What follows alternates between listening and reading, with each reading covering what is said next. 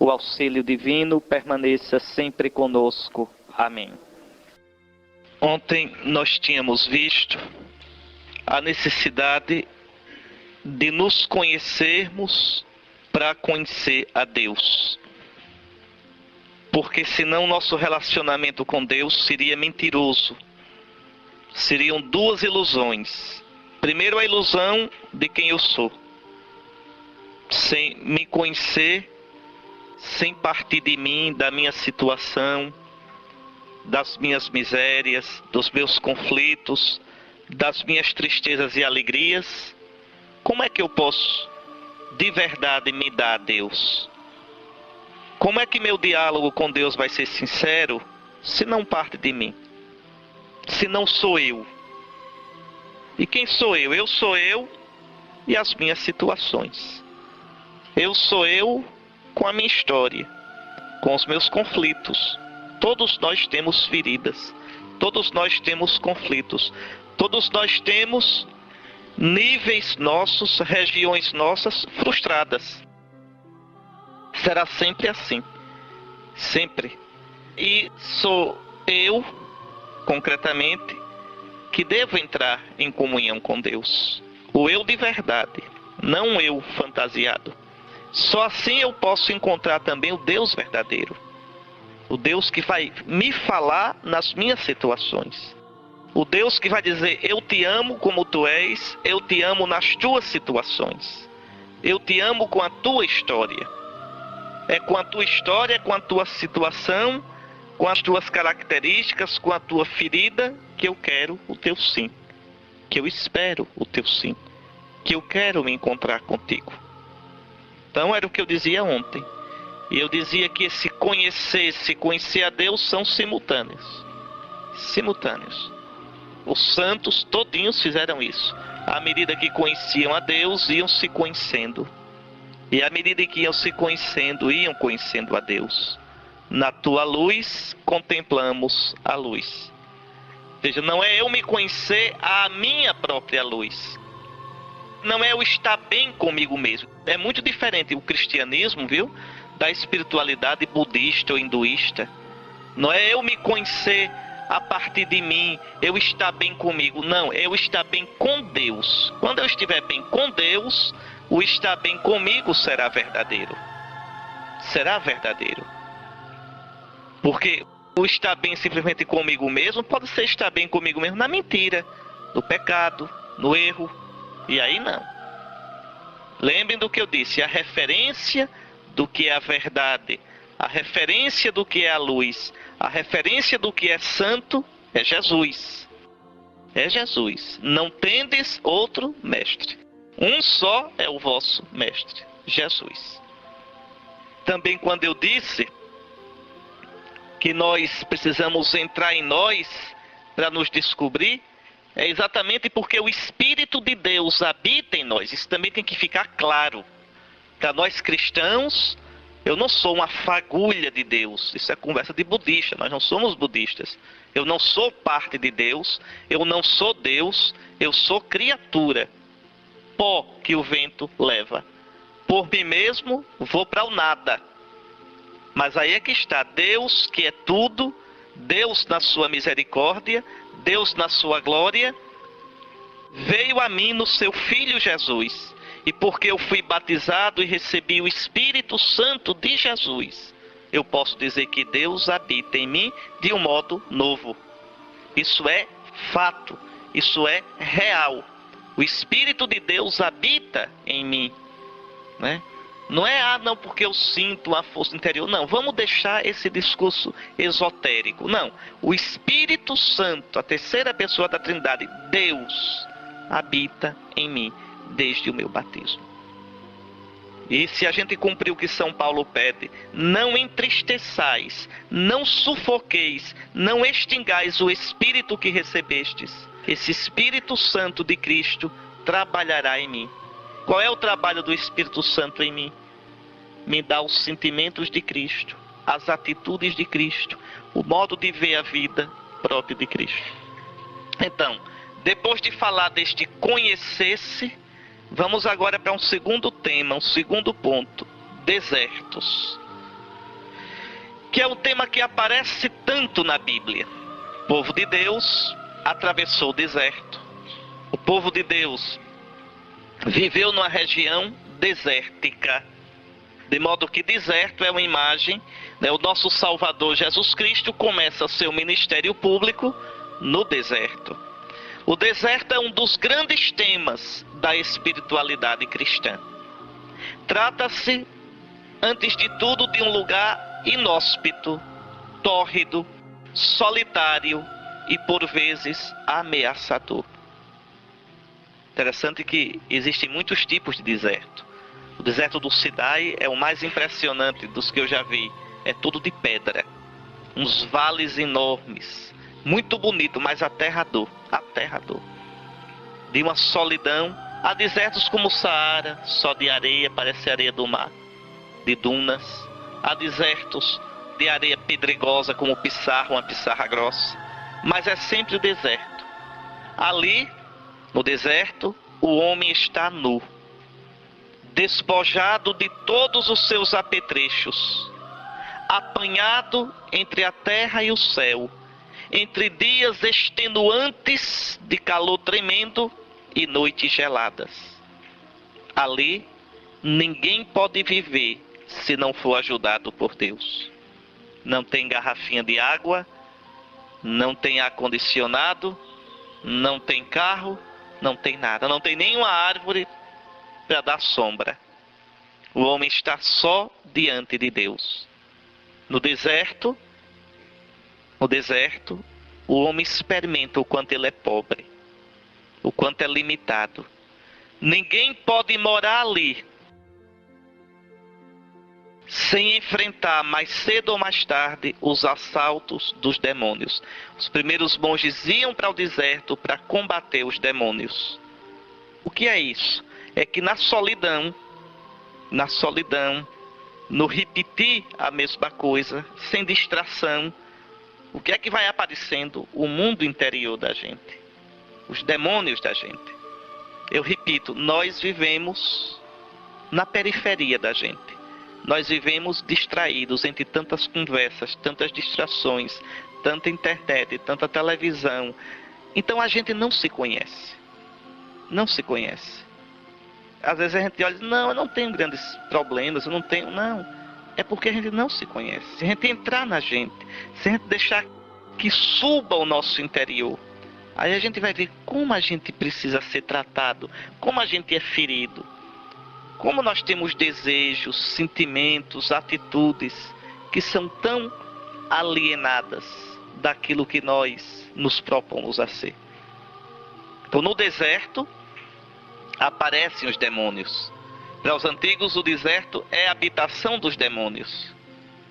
E aqui eu quero falar dos nossos demônios, né? Dos meus vícios, das minhas más tendências, que me escravizam, que me afastam do meu eu verdadeiro. Qual é o meu eu verdadeiro? É ser imagem de Cristo Jesus. É ser livre para Cristo. Então, de modo que viver no deserto é conviver com milagres e tentações. No deserto, a gente experimenta a presença de Deus na vida da gente. Como Israel, nos 40 anos de deserto. Ali, Israel experimentou o carinho de Deus, que o fez atravessar o mar, que lhe deu a água da rocha, que lhe deu o pão vindo do céu, que fez vir as codornizes para dar carne ao povo. Ou seja, Deus que cuidou do seu povo. Acho que ontem não deu tempo, mas vocês podendo hoje, peguem Deuteronômio 8 para vocês verem. O Senhor teu Deus te provou, te colocou num deserto de solidão desoladora, para ver o que tinhas no coração. Ora, como eu disse ontem, Deus sabe o que a gente tem no coração, a gente é que não sabe. Então, é na crise, na solidão, que vai aparecer o que eu tenho no coração. No deserto, abre-se para nós uma realidade que sequer sonhávamos existir. A gente descobre um outro mundo, o mundo de Deus. Por outro lado, paradoxalmente, esse deserto que é lugar inóspito, tórrido, solidário, é também extremamente fértil. O deserto não é estéril. Quando chove no deserto, quando tem água, a vida brota. Tá certo? Então, basta que haja água e brotam a erva e até mesmo as flores. E ali se pode semear o trigo que alimenta, a oliveira que produz o óleo que ilumina e a uva que traz o vinho da alegria. Muito bem, isso é o deserto. Os antigos místicos cristãos iam para o deserto para estar a sós consigo mesmos, para migrarem para dentro do seu coração e aí buscarem a Deus e a si próprios. É o sentido ainda hoje da vida monástica. Alguém vai para o mosteiro não é porque está desiludido com a vida. Vai para o mosteiro para estar a sós com o Senhor. A solidão exterior, o silêncio, o não ter divertimentos e distrações, leva a pessoa a mergulhar no seu interior. Mas não é um mergulho interior para estar lá, numa boa, não tem nada disso. Mergulha-se no interior diante de Deus, diante de Cristo, para combater seus demônios e se parecer mais com Jesus. Então, isso é da tradição cristã. O monge faz isso, os monges do início do cristianismo faziam muito isso, mas todo cristão tem que fazer isso, buscar a Deus e a si próprio. Assim, o deserto exterior é condição e imagem do deserto interior. São Gregório Magno, falando de São Bento lá no século VI, diz que Bento retornou à sua amada solidão e sozinho, debaixo do olhar do celeste espectador, passou a viver consigo mesmo. Expressão bonita essa. Viver consigo mesmo diante de Deus. Enfrentar-se a si mesmo diante de Cristo, na luz de Cristo. Aqui eu peço muito a vocês isso. Aprendam na vida de vocês a criar momentos de deserto. Qualquer pessoa pode fazer isso. Momentos de silêncio. Mas se propor. Já dei ontem alguns exemplos. Quando se levantar logo cedo. Levante-se sem logo cair na atividade, sem se preocupar logo em estar falando. Silenciosamente. Fazer seu asseio matinal em silêncio. Sem estar pensando mil coisas. Diante de Deus. Se colocando diante de Deus. Tomando consciência de que um novo dia está começando. Não precisa pensar, ficar pensando. Não. Simplesmente esteja ali em paz. Para começar o dia sossegado. A gente mal se sente, a gente vive tão fora da gente, que a gente mal se experimenta. Dizer, meu Deus, eu existo, eu estou diante de ti, eu vivo, um novo dia tu estás me dando, entende? E criando isso, às vezes uma horinha durante o dia para rezar, está em silêncio. Então esses momentos de deserto são importantíssimos, para que a gente vá acabando essa quebradura de viver longe da gente, de viver alienado da gente. Essa palavra alienado, uma palavra que tem um sentido muito forte, vem do latim, alienus. Alienus deu também em português alheio, alienos, alheio, o outro. O que é uma pessoa alienada? É uma pessoa quebrada. Eu vivo como se não fosse eu, como se fosse outro. Sou alienado de mim. Sou outro em relação a mim. Eu não estou comigo. Pronto. Eu vivo fora de mim. Quebrado de mim. Distante de mim. Né?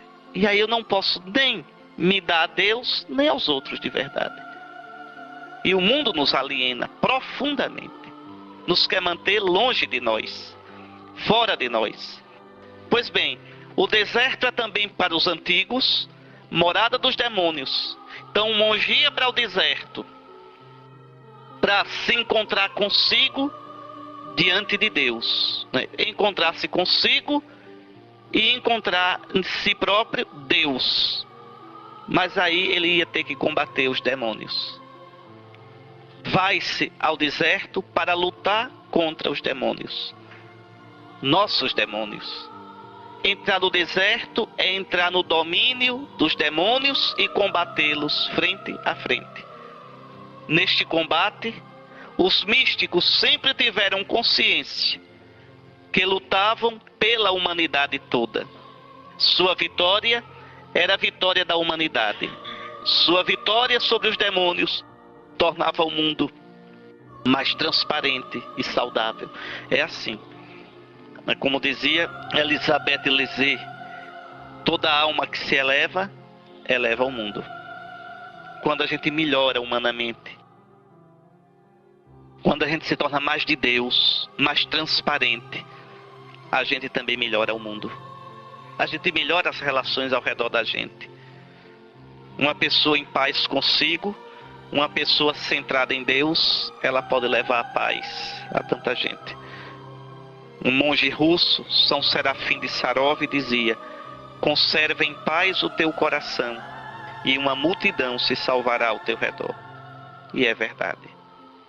Então, veja, o monge sabia que o combate dele ainda hoje é assim.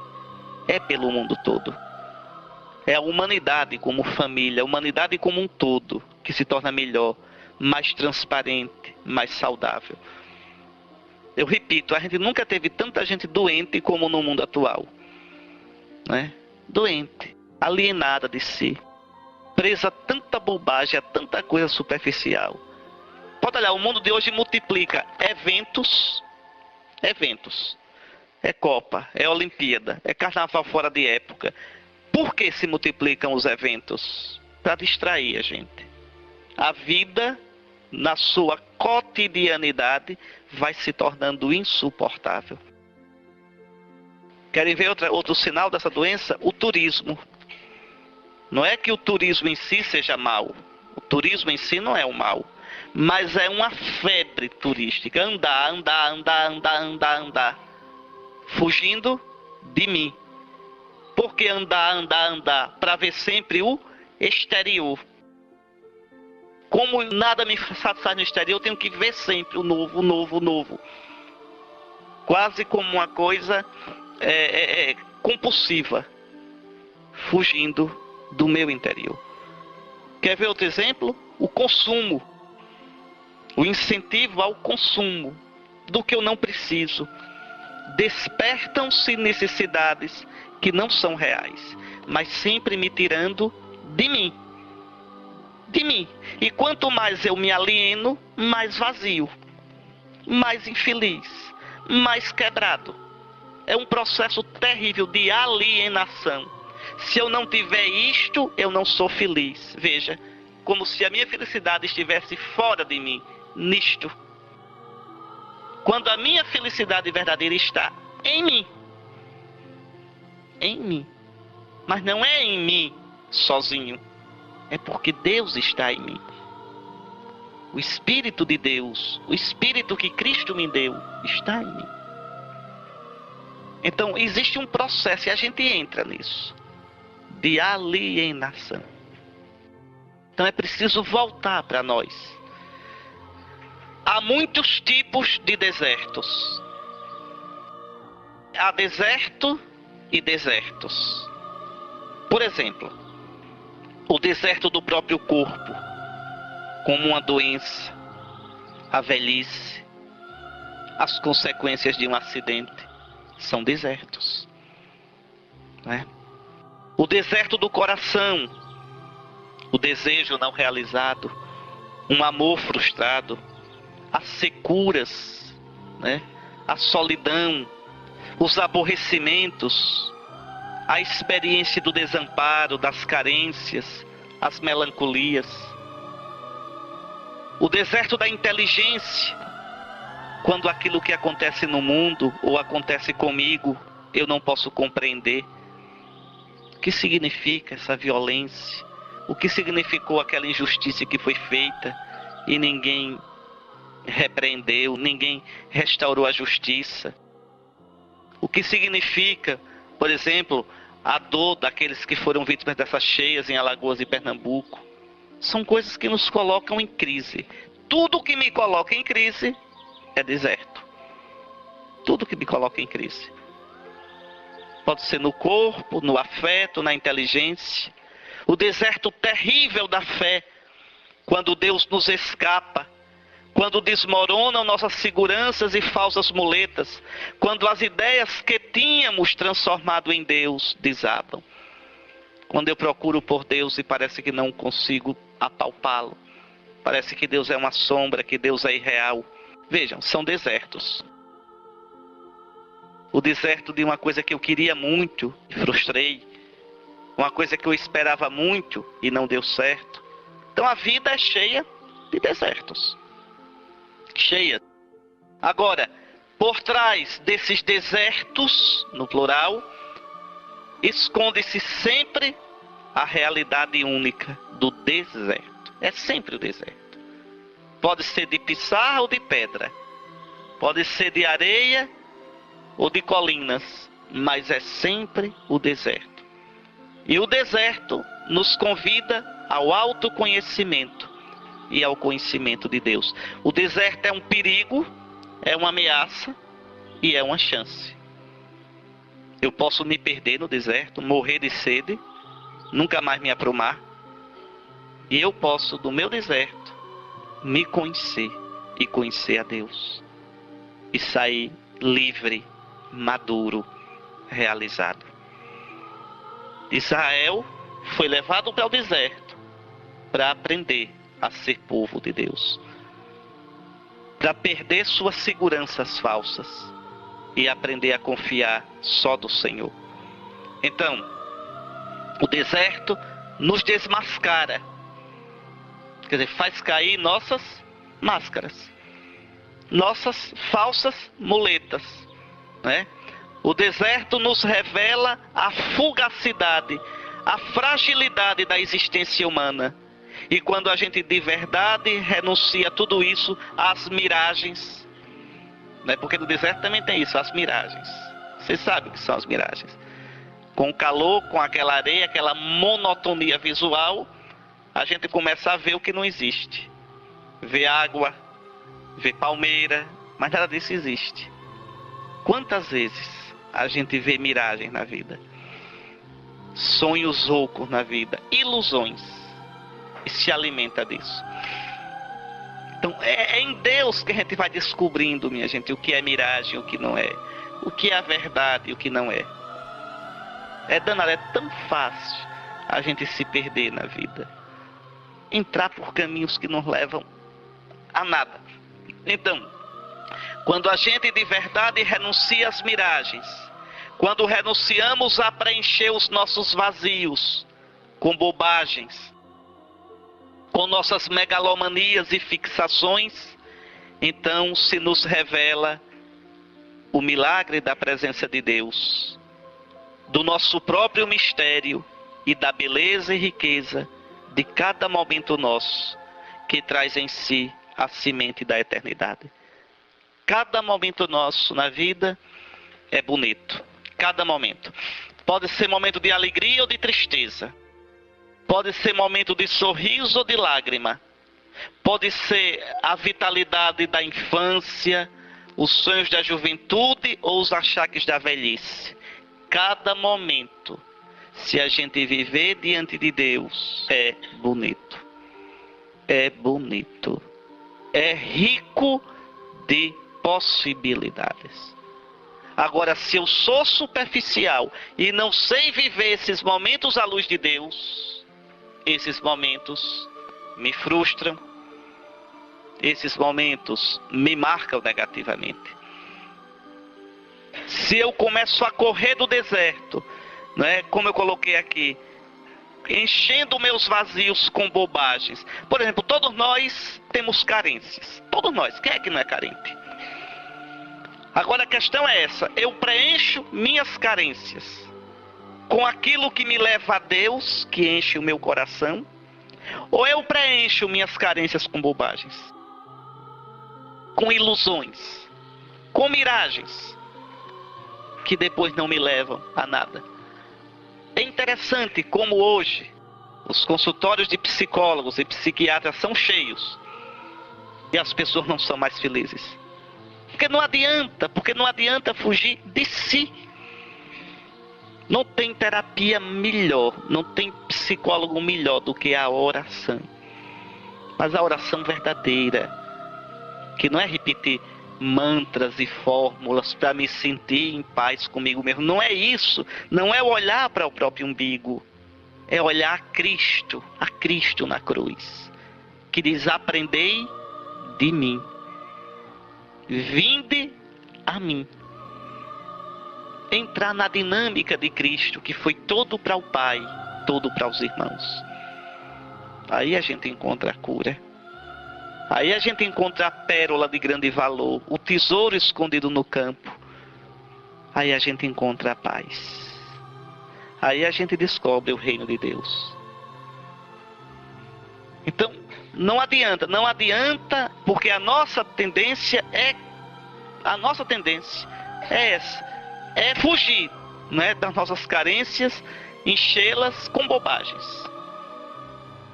Lembra-te de todo o caminho que o Senhor teu Deus te fez percorrer durante 40 anos no deserto, a fim de humilhar-te, colocar no humus, colocar no teu chão, colocar na tua verdade, tirar-te das tuas ilusões, tentar-te, quer dizer, colocar-te à prova e conhecer o que tinhas no coração.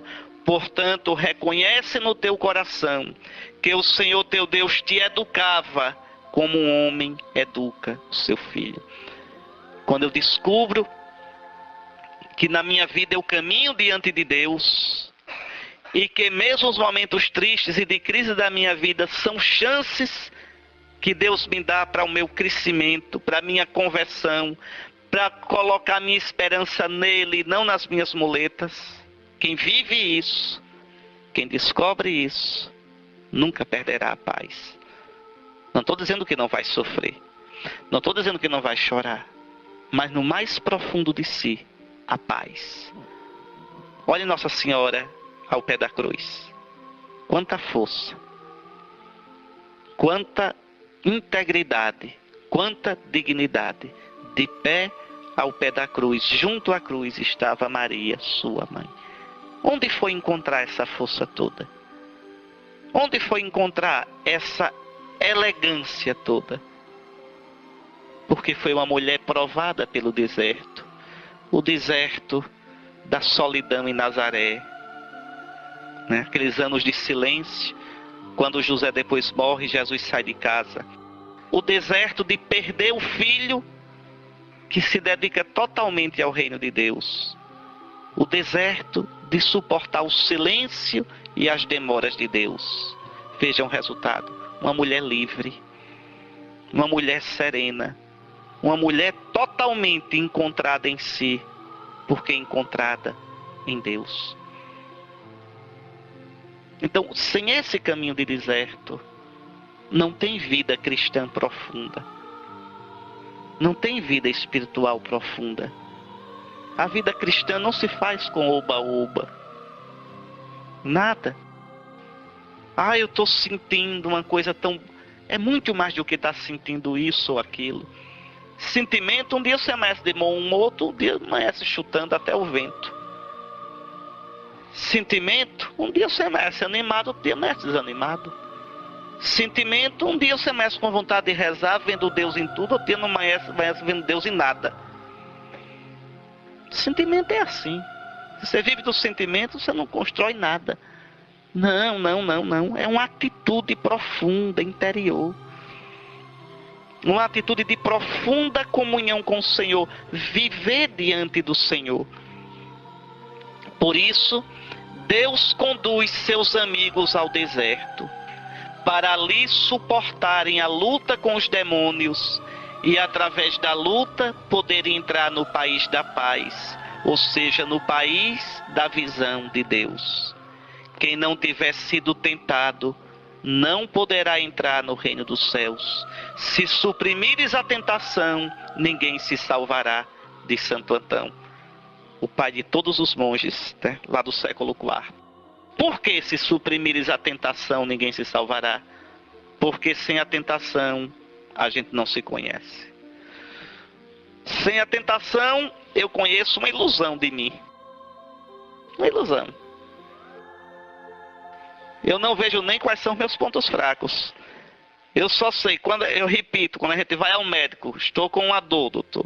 O que é que ele faz? Ele tenta a gente. Aperta. Dói aqui?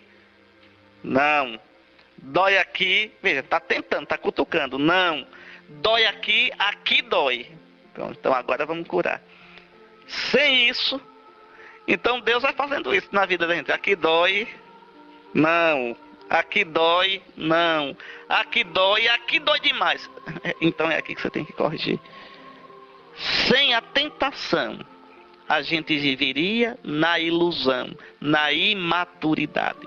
Deus não alimenta imaturos. Deus não alimenta nossas infantilidades. Deus nos faz livres, homens e mulheres maduros. Essa religião de besteirinha, de infantilidade, isso nunca foi religião verdadeira. Tem muita coisa hoje assim na igreja, parece produto do supermercado, todo dia tem coisa nova. Pode olhar como é interessante hoje, né? Todo dia tem um texto novo, um rosário novo, uma cantiga nova, uma dancinha nova, um slogan novo. Todo dia tem um slogan, um novo programa pastoral para salvar o mundo. Tudo isso é infantilidade. No fim das contas, o que fica é Deus que nos chama a caminhar com Ele e o caminho passa pela cruz. O que fica é isso. O que fica é isso. Tá certo? O que fica é isso. Que está lá no Santo Evangelho. Que nossos antepassados viveram. E o que nós temos de viver também. É através das tentações no deserto que o homem obtém um faro, um instinto do Deus verdadeiro. Sem tentação, o homem estaria no perigo de apoderar-se de Deus. Mas aqui não seria Deus verdadeiro, é um ídolo. E torná-lo inofensível e inútil. O meu Deus, meu Deus me dá tudo o que eu quero. Isso não é Deus, isso é um boneco que você fez. Meu Deus, não tenho problema com meu Deus. Não, meu irmão. O Deus verdadeiro é perigoso. O Deus verdadeiro coloca a gente em crise. O Deus verdadeiro é aquele Deus que se revela na cruz de nosso Senhor Jesus Cristo. O Deus verdadeiro é aquele que diz: eu sou o Senhor teu Deus, que não aceita suborno. Tu não me compras com presentinho. O Deus verdadeiro nos arranca da gente para nos fazer crescer na direção dele. Não é o Deus que me alisa. É o Deus que me dá a paz, mas não me deixa em paz. É o Deus que me educa. Eu sou o Senhor teu Deus, que te educa para o teu bem. Esse é o Deus verdadeiro. É na tentação que eu vou descobrir a verdade da minha adesão a Deus. É no deserto. Pela tentação, o homem experimenta existencialmente a sua distância em relação a Deus. Sente a diferença entre Deus e o homem. Experimenta a indisponibilidade de Deus. Nosso Deus não é um cachorrinho que eu faço totó, chegue, e ele vem. É nada. É nada. É não. É por isso que no Antigo Testamento não se pronuncia o nome de Deus. E por isso também os cristãos, na nossa oração litúrgica, nunca se diz o nome Javé, o nome de Deus. Por quê? Para deixar claro isso, que Deus, que se fez tão próximo de nós, que se deu a nós em Jesus, que a gente pode chamar de Abá, papai, esse Deus continua misterioso. É misterioso. Expliquem como é que Deus permite uma tragédia daquela de Alagoas. Expliquem como é que Deus permite que uma pessoa boa, decente, de repente tem um infortúnio na sua vida que parece destruir toda a sua existência. Explique como é que aquela mãe com 3, 4 filhos morre prematuramente deixando os filhos por criar. Explique. Explica aquele pai que passou 6, 7 anos lutando com o filho com um câncer no cérebro, com uma doação louca, e no fim a doença vence. Depois de ter rezado tanto, pedido tanto. Explique. Ou Deus não existe, só existe o vazio, o absurdo, ou esse Deus que existe e que é bom, porque nós vimos a cruz de Jesus, é um Deus que eu não consigo alcançar totalmente, cuja lógica eu não consigo entender. Em outras palavras, em teologia se diz, é um Deus diferente, separado, além de tudo o que eu possa imaginar. Existe uma palavra para isso em hebraico, kadosh, santo. É isso que significa que Deus é santo. É o outro com O maiúsculo, é o separado, é o que está para além de tudo. Diante disso, a gente só pode dizer, como diz a bênção hebraica dos judeus, bendito sejas tu, Adonai, nosso Deus, que guardas os segredos. Eu não sei explicar. Eu não sei explicar o porquê sou assim, porque nasci dessa família, porque nasci nessa época, com esse temperamento, com essas feridas, com essas marcas. Ou vou dizer que Deus não existe, que não me ama, ou eu vou dizer, Senhor, que tu existes, eu sei, eu creio. Que tu és amor, eu vi na cruz do teu filho. Eu vi que tu és amor, eu vi que tu me amas, mas eu não te compreendo. Tu és grande demais. Eu não te dobro a mim. Eu tenho que me curvar a ti. Deus nunca será o Deus dessas seitas que você faz assim e ele vem. O Deus da arrumação, o Deus que me paparica. Não. Esse Deus não existe na Bíblia. Esse Deus não existe na Bíblia. Então, é na provação, é no deserto, é na crise que o Senhor nos educa. Olha o que Jó diz. Jó, vocês sabem, é um personagem literário. No livro de Jó, o autor sagrado quer responder a uma questão: por que o justo sofre? Por que o homem bom, reto, amigo de Deus sofre? Porque os antigos diziam, antes do exílio de Babilônia, diziam assim: quem é amigo de Deus tem longa vida, dinheiro e muitos filhos, de modo que quando morra, o seu nome fique nos seus descendentes. O homem ímpio tem vida breve, em geral de morte violenta, não tem filhos, os seus filhos são desmantelados e amaldiçoados e morre na miséria. Era essa visão simplista que existia no antigo Israel. Não se sabia que existia vida após a morte. E exatamente o livro de Jó e alguns outros livros da Bíblia vão desmanchar essa visão. No livro de Jó, o autor mostra um homem santo, amigo de Deus e que de repente perdeu tudo. Os filhos, os bens, a saúde, a honra. Pronto. Aí vem 3 amigos, depois aparece mais um, para consolá-lo. E os amigos querem dizer uma coisa só: Jó, você aprontou alguma coisa contra Deus, por isso está sofrendo. E Jó vai dizendo: eu não aprontei nada. Eu queria entender por que Deus faz isso comigo. E no fim, quando Deus aparece, não é para explicar. Pelo contrário, ele diz: Jó, quem és tu que questionas os meus desígnios? Vamos lá, Jó, responde, você que sabe tudo. Como foi que eu criei o mundo? Onde é, Jó, que eu escondo os ventos? Onde é que eu guardo o sol e o faço nascer todo dia? Vá, Jó, responda. De onde vem a luz? Quem deu força às ondas do mar?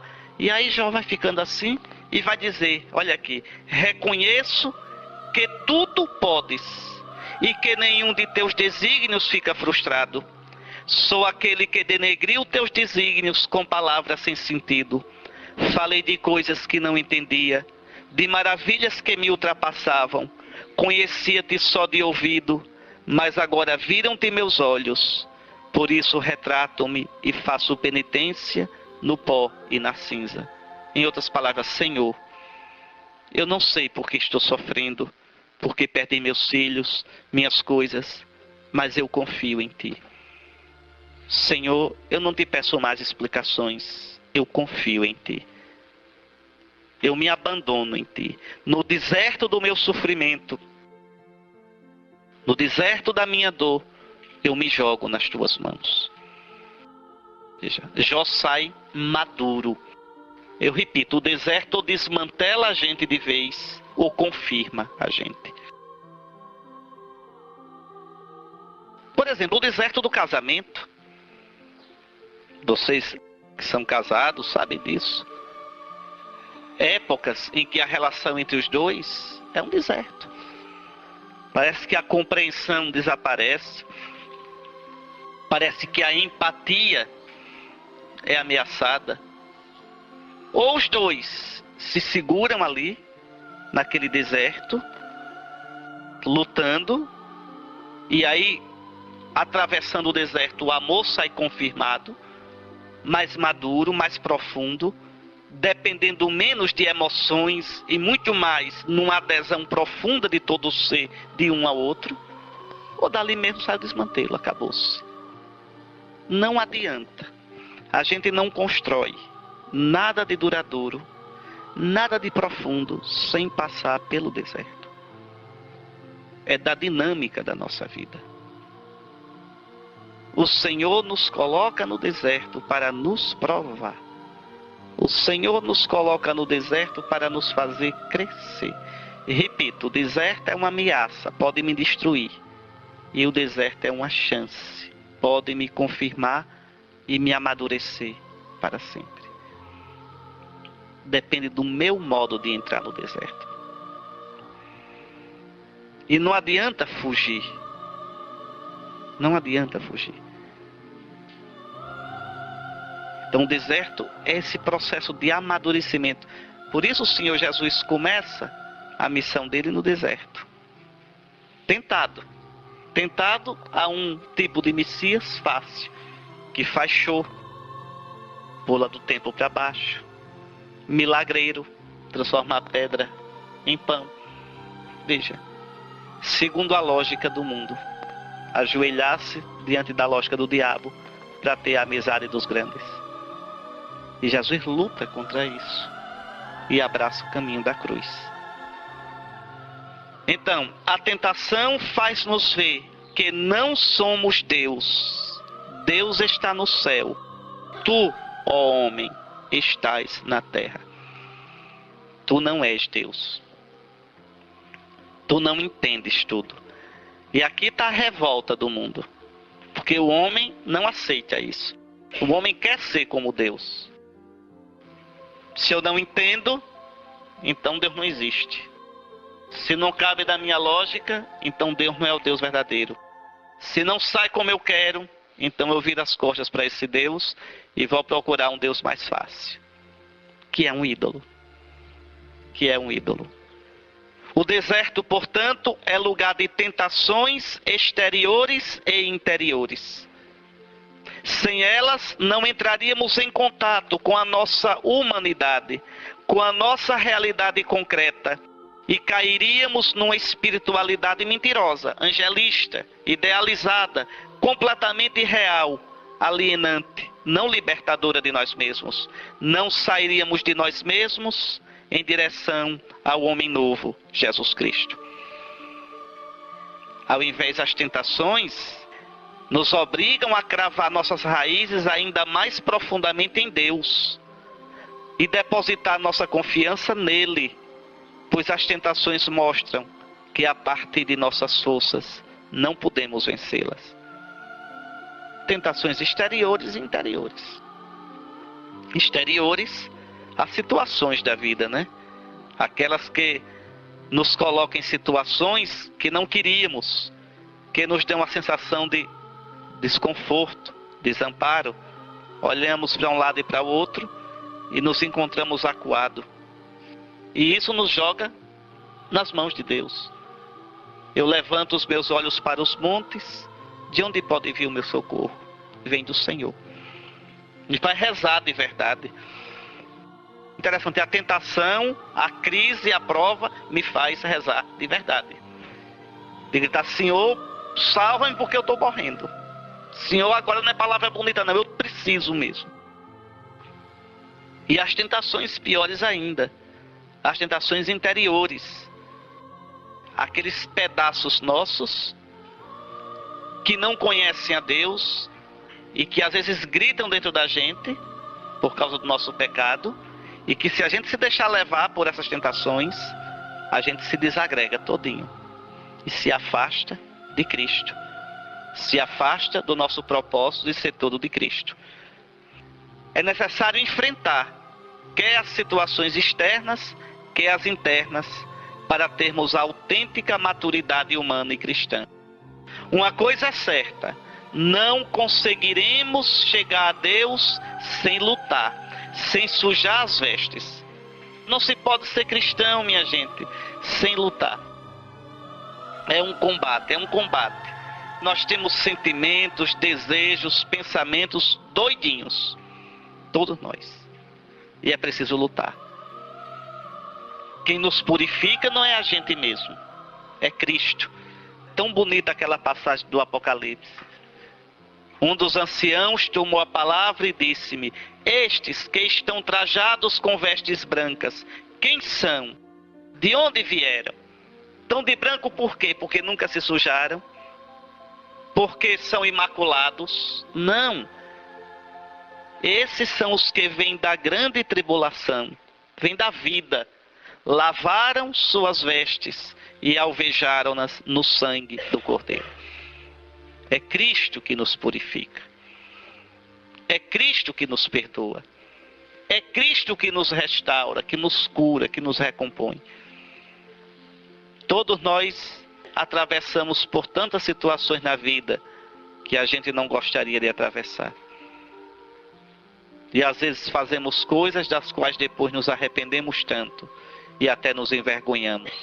Mas aí a gente olha o Senhor e busca nele o perdão, a cura, a renovação da vida. Diante das tentações, não nos é pedido que sejamos impecáveis, certinhos, sem defeitos e máculas. O que o Senhor nos pede é que lutemos, crendo no amor de Deus. Esse amor é o próprio Espírito Santo. Está lá em Romanos, no capítulo 5, versículo 5. O amor de Deus foi derramado nos nossos corações pelo Espírito que nos foi dado, o Espírito Santo. O bom cristão não é o impecável, mesmo porque não tem ninguém impecável, mas é aquele que é fiel no caminho para Deus. É aquele que luta, que caindo se levanta, que errando se conserta, que se desviando volta a caminho. Aquele que se familiariza com os demônios através da tentação, encontra a verdade de sua alma e descobre os abismos do seu inconsciente, os pensamentos homicidas. A gente às vezes não quer matar o irmão, matar de tanto jeito, matar desprezando, matar falando mal, matar passando por cima, matar com prepotência. Nossas representações sádicas de levar sofrimento às vezes para os outros, de vingança, as nossas fantasias imorais. Nós só nos tornamos seres humanos maduros quando nos confrontamos com esta verdade, quando somos experimentados pela tentação. Então a tentação tem um aspecto positivo. Ela nos dá um novo tipo de familiaridade com Deus, de dizer: Senhor, socorre-me. Senhor, eu não sou bom não. Senhor, ajuda-me. Como Pedro, salva-me, Senhor, que eu estou perecendo. A tentação faz a minha relação com Deus ser mais verdadeira. Não estou dizendo que a tentação é boa em si, mas que causa um bem em nós. Por isso Jesus nos ensinou: não nos deixes cair em tentação. Ele não ensinou a gente a dizer: Senhor, que eu não seja tentado. Não, Senhor, que eu não caia em tentação. Livra-nos do maligno. Tá certo? Livra-nos do maligno. Estava escutando essa semana alguém dizendo, um menino que tinha medo do bicho, como é o nome do bicho, meu Deus do céu, pera aí. O Malamém, né? Sabe dessa história, não sabe? Que o menino escutava a mãe dizendo todo dia, livrai-nos do Malamém, livrai-nos do Malamém. Então, esse bicho chamado Malamém, né? Que é um bicho perigoso, repare, né? Mas livrai-nos do Malamém, um lobisomem, um bicho desse. Pois bem, então, nosso Senhor nos ensinou a pedir isso. Não nos deixeis cair na tentação. Livra-nos do mal, não é do Malamém, mas tudo bem. Então, vejam, aí a gente experimenta na tentação a presença de Deus muito mais profunda do que costumávamos experimentar anteriormente. Sem a tentação, vamos nos tornando desleixados, autossuficientes, começamos a vegetar espiritualmente, repousando em nós mesmos e não em Deus. Tentados, aprendemos a combater e a gritar realmente por Deus. Experimentaremos que é o Espírito de Cristo que age em nós e deixamos que Ele haja. Bendito seja o Senhor, meu rochedo, que treina minhas mãos para a batalha e meus dedos para a guerra. Meu amor e minha fortaleza, minha torre forte e meu libertador, o escudo em que me abrigo e que a mim submete os povos. Então veja, é pela tentação que eu vou me conhecer. Repito, Deus me quer santo, mas não com a santidade falsa, fabricada. A minha santidade é dizer sim a Deus a partir da minha realidade concreta, das minhas limitações, dos meus vícios de caráter, de temperamento. É aí que Deus me espera. Quem se preocupa sobretudo em ser correto, certinho, impecável, pode correr o risco de não viver a vida plenamente, com medo de possíveis falhas. É como aquele que não se levanta da cama de manhã para não errar. Então pronto, fica na cama a noite todinha, o dia todinho, não vai viver. Não, é na batalha que a gente se faz. Veja, esse que vive assim, preocupado em ser correto, no sentido de certinho, poderá até ser uma pessoa correta, mas não terá grandes horizontes, não desabrochará, será medíocre, medroso, teve medo de enfrentar a vida. Contar com a possibilidade da tentação, saber enfrentá-la em paz, com a consciência de que ela faz parte da vida, torna-nos mais humanos e, portanto, mais humildes. Santo Isaac de Nínive já o percebia. Tem uma frase que eu gosto muito, Santo Isaac de Nínive: feliz o homem que conheceu as próprias misérias, porque aprende a ter misericórdia. Eu tenho misericórdia do outro, porque eu conheço as minhas misérias. Quem não conhece suas misérias, trata os outros com chicote. Quem não se conhece, não conhece suas misérias, é prepotente em relação aos outros, não tem misericórdia, julga, não admite o erro dos outros. Uma pessoa que age assim é uma pessoa que nunca entrou em si para ver sua própria fraqueza, sua própria limitação, sua própria incoerência, seu próprio pecado. Quanto mais o homem diante de Deus se conhece, mais se enche de misericórdia para com os outros. Pois bem, as tentações nos tornam vigilantes e nos abrem então para os outros. É uma imagem falsa da santidade pensar que o santo está acima de todas as tentações. Estar conscientes delas, das tentações, sem deixar-se dominar por elas, é um caminho que nos mantém vivos e sempre de novo nos recorda que não podemos nos tornar melhores por nós mesmos, mas somente Deus poderá nos transformar. Somente Ele nos dá a vitória contra as tentações. Uma experiência na minha vida que eu agradeço a Deus foi o tempo do mosteiro, exatamente por isso. a gente vai vendo os pecados da gente. E a gente vai vendo que a gente não é bonzinho. E que sozinho a gente não pode sair disso. É muito quebrado. O pecado feriu muito a gente. O pecado prejudicou muito a gente. Nossos pensamentos, nossos desejos, nossas ideias. E aí a gente é obrigado a dizer: Senhor, salva-me, porque eu estou me afogando. Senhor, se tu não me sustentares, eu jamais serei livre de mim mesmo.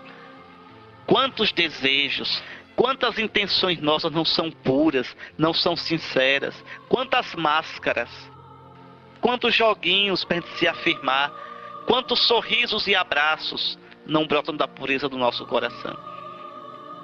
Quanto mais a gente entra na gente, mais a gente vê que é quebrado. Salva-me, Senhor, porque eu estou perecendo. Salva-me de mim mesmo, Senhor. Salva-me de minhas máscaras, de minhas falsas muletas. Bom, eu deixei aqui para vocês meditarem. Primeiro essas palavras tão bonitas, olhe. Seja como for, não conseguiremos escapar ao deserto. É o que restará de nosso corpo quando o tempo tiver reduzido a pó. Aí a vaidade vai desaparecendo, não tem jeito, né? É o que restará dos nossos amores quando a provação estiver desatado de seus mais doces laços. É o que restará de nossos pensamentos mais sublimes quando o esquecimento estiver apagado. É o que restará de nossas crenças quando contemplarmos a Deus tal como Ele é e não mais como cremos ou pensamos ou imaginamos que seja. Aceitar nosso deserto é aceitar nossa carência de ser, né? Nossa pobreza de criatura. Somos limitados, somos Deus não. É aceitar o nosso ser como pó e saber que não pode haver melhor leito, não pode haver panos mais belos, onde possamos acolher a luz, porque despojados de nossas ilusões, seremos nós mesmos. Nós passamos, minha gente, passamos depressa. A gente briga para se impor, e depois eu só vou ser pó que o vento leva. Pó. Não estou dizendo isso para a gente se descuidar da vida e não ter ideal. Mas é para a gente lutar e ter ideal, sabendo que, no entanto, a gente é relativo. Não absolutizar nossas ideias, não absolutizar nosso trabalho, não absolutizar nada nem ninguém. Mais para frente nós vamos ver isso, no outro tema. Então, a provação do deserto é a provação da maturidade. O fruto maduro, sem pressa e sem lamento, que cai da árvore, porque amadureceu. É tão bonito. Carência e plenitude no deserto permanecem indissoluvelmente ligadas.